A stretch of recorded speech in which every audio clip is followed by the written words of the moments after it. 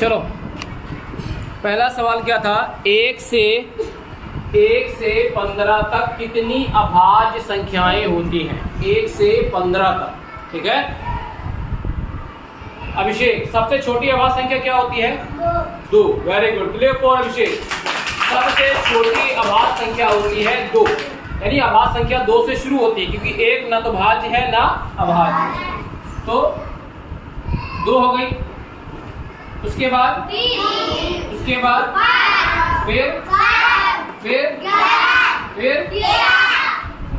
बाद 17 15 के पार हो जाएगा, क्योंकि हमें निकालना 1 से 15 तक, ठीक है। तो 1 से 15 तक कुल कितनी अभाज्य संख्याएं हो गई? 1 2 3 4 5 6, ठीक। तो 1 से 15 तक कितनी अभाज्य संख्याएं हैं? 6, ठीक है। देखो अगला सवाल क्या था, 5 अंकों की सबसे बड़ी तथा सबसे छोटी संख्याओं का अंतर ज्ञात करो, ठीक है। सरस्वती, 5 अंकों की सबसे बड़ी गिनती? 9। कितनी बार? 1 मिनट, ऐसे बोल दो कितनी बार 9 रहेगा? वेरी गुड, 5 बार 9। 5 अंकों की सबसे बड़ी गिनती 5 बार 9। 5 अंकों की सबसे बड़ी गिनती 5 बार 9। देखो इकाई दहाई सैकड़े में बताने में टाइम लगता है। अगर कोई पूछे 5 अंकों की सबसे बड़ी गिनती 5 बार 9, 5 बार 9। 5 अंकों की सबसे बड़ी गिनती 5 बार 9। 6 अंकों की सबसे बड़ी गिनती 6 बार 9। 7 अंकों की सबसे बड़ी गिनती 7 बार 9। 8 अंकों की सबसे बड़ी गिनती 8 बार 9। 2 अंकों की सबसे बड़ी गिनती 2 बार 9। 1 2 3 4 5, 99,999, ठीक है। अच्छा, इसको पढ़ते कैसे है? इकाई दहाई सैकड़ा, ये सैकड़े घर है, ये 1000 का घर है। बेटा फुलवारी नहीं पाया लिखता, ठीक है। इकाई दहाई सैकड़ा, ये सैकड़े का घर है। 999 ये 1000 का घर है, 99,000, ठीक है। सवाल क्या कह रहा है? सवाल जो कह रहा है उसके हिसाब से देखो सवाल क्या कह रहा है। सवाल क्या कह रहा है? सवाल कह रहा है 5 अंकों की सबसे बड़ी तथा सबसे छोटी संख्याओं का अंतर ज्ञात करो। 5 अंकों की सबसे बड़ी गिनती हो गई 99,999। 5 अंकों की सबसे छोटी गिनती तो 4 0 और 1, ये 5 अंकों की सबसे छोटी गिनती है, ठीक। अब क्या कह रहा है? उसका अंतर ज्ञात करना। अंतर माने बताओ, तो 9 में से 0 गया 0, 9 9 9 9 9 में से 1 गया, ये आपका आंसर हो जाएगा। ध्यान दो। अच्छा, कोई बताएगा यहाँ पर क्या ज्ञात करना है हमको?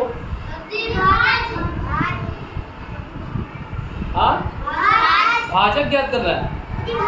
1 मिनट, क्या कह रहा है? किसी संख्या को 9 से भाग करने पर 9 क्या है? भाजक। तो भाजक तो दिया है, ठीक है। 9 तो कह रहा है किसी संख्या को 9 से भाग करने पर, और जिससे हम भाग करते हैं वो भाजक होता है। जिससे हम भाग करते हैं वो भाजक होता है। तो भाजक तो हमको पता है, और भागफल भी पता है 12। भाजक जिससे हम भाग करते हैं वो भाजक होता है 9, और भागफल 12, ये दोनों पता है हमको। भाजक दिया है, भागफल दिया है, और कह रहा शेषफल कितना है? 7। शेषफल भी पता है हमको। क्या नहीं पता है? भाज्य। क्लियर फॉर अंशुल राजकुमार, क्या नहीं पता है? भाज्य। क्या नहीं पता है? भाज्य। आपको पता है जिससे हम भाग करते हैं उसे कहते हैं भाजक। ये है हमारा भाजक।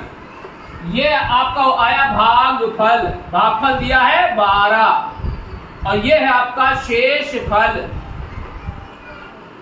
और यहां होता है भाज्य, ठीक है। तो अगर हमें भाज्य निकालना है, यानी संख्या निकालनी है जिसमें हम भाग कर रहे हैं, तो क्या करेंगे? भाजक को भागफल से गुणा करेंगे और शेषफल क्या करेंगे? जोड़ देंगे। भाजक को भागफल से गुणा करेंगे और उसमें शेषफल जोड़ देंगे। तो हमें संख्या निकालनी है। हमें क्या निकालनी है?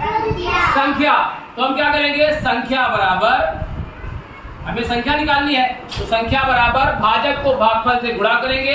भाजक है 9, भागफल है 12, और उसमें शेषफल 7 जोड़ देंगे, ठीक है। 12 9 भैया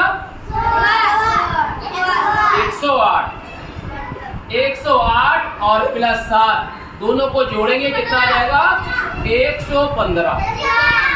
तो 115 आपका उत्तर हो जाएगा। ठीक है, समझ आया? उत्तर कितना आएगा 115। अगला सवाल है 5, ये 5 अंक दिए हैं 5, 7, 0, 6, 1। इन अंकों से बनने वाली सबसे बड़ी तथा सबसे छोटी संख्या का अंतर ज्ञात करना है। तो इससे बनने वाली सबसे बड़ी संख्या चंदन क्या बनेगी? इससे बनने वाली सबसे बड़ी संख्या 7, 6, 5, 1, 0। ये बन गई 5 अंकों की सबसे बड़ी संख्या, यानी 76,510। ये सबसे बड़ी संख्या बन गई। अंकिता, अब इन्हीं 5 अंकों से बनने वाली सबसे छोटी संख्या बताओ। 1, 0, 5, 6, 7। ठीक है, लेकिन 0 तो 1 से छोटा है। 0 तो 1 से छोटा है। ठीक है, नैतिक, तो 0 को हम यहां क्यों नहीं रखे?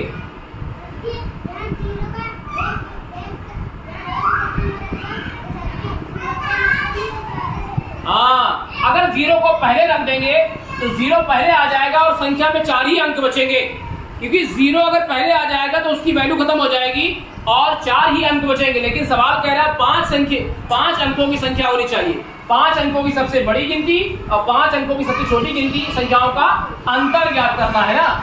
अंतर माने घटाओ। 0 में से 7 नहीं घटेगा। इनसे उधार दिया, 10 में से 7 गया 3, यहाँ कितना बचा 0, एक इनसे दिया, 10 में से 6 गया 4 में से 5 नहीं जाएगा, उधार दिया, 14 में से 5 गया 9, यहाँ कितना बचा 5 और यहाँ 7 में से 1 गया 6। 65,943 65,943 आपका आंसर हो जाएगा। अगला सवाल क्या कह रहा है? 73,453 तथा 81,667 में दहाई तक निकटतम मान निकालते हुए उनका योगफल ज्ञात करो। तो हमें क्या करना है, जो दहाई तक के मान को हमें उसके नजदीकी मान तक ले जाना है, निकटतम मान निकालना है। तो 73,453 का निकटतम मान, ध्यान दो 73,453 इसका निकटतम मान निकालो। तो दहाई तक 50 के बाद क्या आता है 60, दहाई में 50 के बाद क्या आएगा 60। अब बताओ 53 60 के नजदीक है या 50 के? 50 के।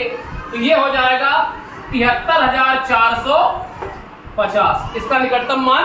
ये 3 हमारा गायब हो जाएगा। इसका निकटतम मान हम क्या करेंगे 50, क्योंकि दहाई कह रहा है दहाई तक निकटतम मान निकालना है।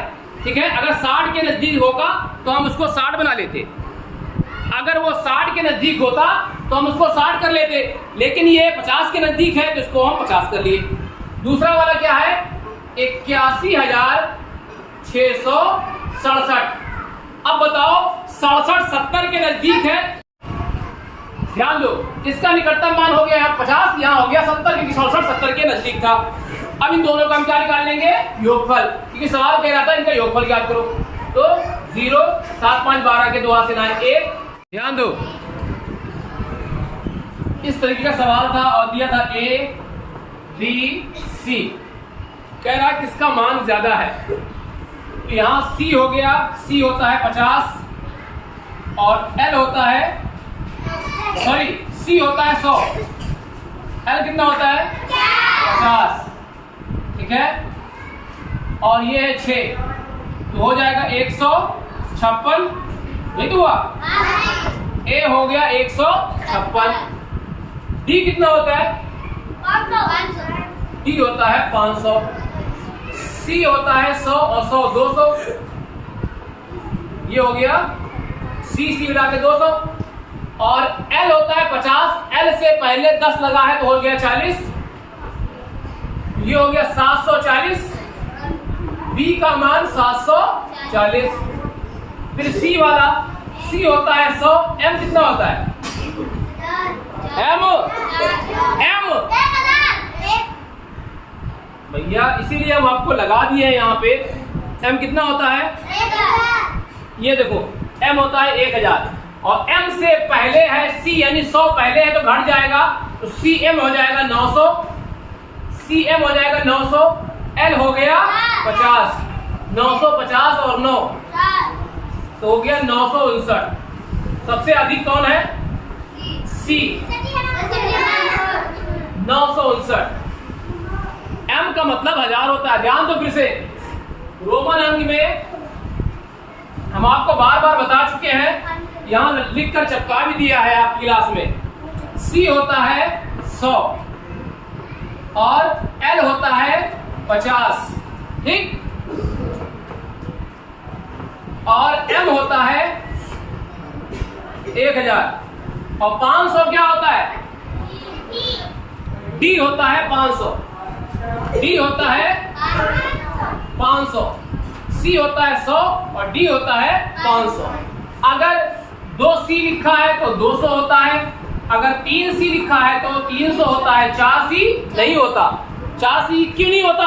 क्योंकि अगर हमें 400 लिखना है तो हम d में से 100 घटा देंगे और घटाने के लिए पीछे लिखते हैं तो cd बराबर हो जाएगा 400, cd बराबर हो जाएगा 400, ठीक। जैसे कि l होता है 50, जैसे कि l होता है 50। अब हमें इसको अगर 40 बनाना है तो 10 इसमें से घटा देंगे, xl हो जाएगा 40, ठीक है। घटाने के लिए एक पीछे लिखते हैं, ठीक। सवाल नंबर 7 है, नीलेश इतने वर्ष का है, रोमन अंक में लिखा हुआ है, रघु नीलेश से इतने वर्ष बड़ा है। रघु कौन बड़ा है? रघु, ठीक है। पहले देखो नीलेश की आयु क्या है? नीलेश की आयु है x यानी 20 और 21 वर्ष। नीलेश की आयु कितनी है? 21 वर्ष। रघु जो है, ध्यान दो, 10 और 5 15 साल बड़ा है तो 21 में 15 जोड़ देंगे, आपका रघु का निकल आएगा 36 वर्ष। कहां अभी उत्तर आया बेटा? सवाल क्या कह रहा है? दोनों की आयु का योग ज्ञात करो, दोनों की आयु का योग ज्ञात करो। तो दोनों की आयु का योग हो जाएगा 21 प्लस 36, 6 1 7 और 2 3 5, दोनों की आयु का योग है 57 वर्ष। सवाल कह रहा था नीलेश की आयु 21 वर्ष है और रघु नीलेश से 15 साल बड़ा है तो रघु की आयु निकाल लिए। अब सवाल कह रहे हैं दोनों का योग ज्ञात करो, दोनों का योग है 57 वर्ष। किसका आया ये?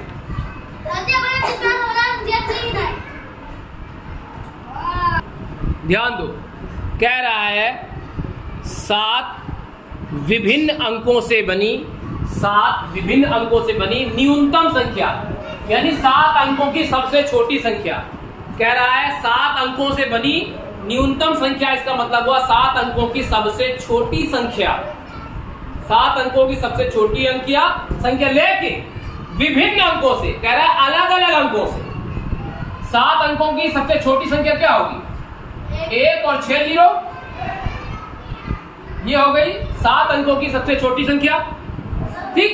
लेकिन इसमें 6 अंक एक जैसे हैं, 6 अंक एक जैसे हैं, तो कह रहा है 7 अंकों की अलग अलग संख्या। तो ये हो जाएगी 2, ये हो जाएगी 3, ये हो जाएगा 4, ये हो जाएगा 5 और ये हो जाएगा 6 और यहां हो जाएगा 7। ये है 7 अंकों की सबसे छोटी संख्या जिसके सारे अंक अलग अलग हैं। सवाल कह रहा था 7 अंकों की न्यूनतम संख्या, सबसे छोटी संख्या। तो 7 अंकों की सबसे छोटी संख्या होती है 6 बार 0 1, लेकिन कह रहा सारे अंक अलग अलग हो। तो 1 तो हम छोड़ दिए क्योंकि उसके बाद दोबारा 1 नहीं लिख सकते, तो क्या लिखेंगे 2। फिर उसके बाद 2 लिख दिया, अब 2 तो लिख नहीं सकते, अब क्या लिखेंगे 3। अब 3 लिख दिया, 3 लिख नहीं सकते क्योंकि 1 अंक 2 बार नहीं आना चाहिए। समझ गए? तो ऐसे लिखते लिखते हम 7 तक लिख दिए। उसके बाद कह रहा है विभिन्न अंकों से बनी अधिकतम संख्या का योग। तथा 6, यहाँ गलत एक छूट गया है, कह रहा है 6 विभिन्न अंकों से बनी अधिकतम संख्या, यानी 6 अंकों की सबसे बड़ी संख्या जिसके सारे अंक अलग अलग हो। तो 6 अंकों की सबसे बड़ी संख्या हो जाएगी, एक तो हो गई 9, 9 के बाद 9 लिख नहीं सकते, 8, 7, 6, 5, 4। ये क्या है? ये है 6 अंकों की सबसे बड़ी संख्या जिसके सारे अंक अलग अलग हैं। ये है 6 अंकों की सबसे बड़ी संख्या, लेकिन 6 अंकों की सबसे बड़ी संख्या तो होती है 6 बार 9। लेकिन सवाल क्या कह रहा है? सारे अंक भिन्न भिन्न होने चाहिए। यहां सब सारे अंक एक जैसे हैं, तो हम 1 को सबसे बड़ा रखने के लिए 9 को छोड़ दिए, इसको 9 नहीं लिख सकते अब क्योंकि सारे अंक अलग अलग रखने हैं, तो ये 8 लिख दिए। अब 9, 8 नहीं लिख सकते तो 7 लिख दिए। अब 9, 8, 7 नहीं लिख सकते तो 6 लिख दिए। अब 6 नहीं लिख सकते तो 5 लिख दिए। अब 4 लिख दिए, क्योंकि सारे अंक अलग अलग रखने हैं। तो ये 6 अंकों की सबसे बड़ी संख्या मिल गई। अब इनका क्या निकालना था हमको? योग। योग माने जोड़। 7, 4, 11 के 1 हासिनाएं 1, 7, 5, 12 के 2 हासिनाएं 1, 6, 6, 12 के 2 हासिनाएं 1, 7, 5, 12 के 2 हासिनाएं 1, 4, 8, 4, 12 के 2 हासिनाएं 1, 9, 3, 12 के 2 हासिनाएं 1। ये आ गया, ठीक है, दोनों का योग। नवा सवाल है कि 1, 4, 3, 2, 0 से बनने वाली 5 अंकीय क्या करना है? 5 अंकीय बताओ, बड़ी से बड़ी विषम संख्या। कह रहा है 1, 4, 3, 2, 0 से बनने वाली 5 अंकीय, 5 अंक हो और बड़ी से बड़ी 5 अंकीय संख्या निकालनी है हमको, ठीक है, बड़ी से बड़ी 5 अंकीय संख्या। तो बड़ी से बड़ी संख्या निकालने के लिए हम लिखेंगे 4, लेकिन संख्या विषम होनी चाहिए। 4, 3, 2, 0, 1, क्योंकि अगर 0 को उधर रखोगे संख्या सम हो जाएगी, इसलिए हम 1 को उधर लेंगे, क्योंकि हमें 5 अंकीय संख्या भी चाहिए, सबसे छोटी भी चाहिए और विषम भी हो। क्योंकि 2 को यहाँ रखोगे तब भी ये सम हो जाएगा, 0 को रखोगे तब भी सम हो जाएगा। समझ गए? ये हो गई 5 अंकीय सबसे बड़ी विषम संख्या। 10वां सवाल है 20 गुणे 40 गुणे 23 गुणे 0 गुणे 180 का मान निकालना है। ध्यान दो, इसको इससे गुणा करेंगे, फिर इसको इससे गुणा करेंगे, फिर इसको इससे गुणा करेंगे, सब 0 हो जाएगा। अगर सारी संख्याएं गुणे में है और बीच में 0 भी गुणा है, देखो इन दोनों से गुणा करेंगे आ जाएगा 880। कैसे आएगा बेटा? 2 0 है ना, 800 गुणे 23 0 0 गुणे 180, फिर 800 को 0 से गुणा किया 0 हो गया, फिर 180 को 0 से गुणा किया 0 हो गया।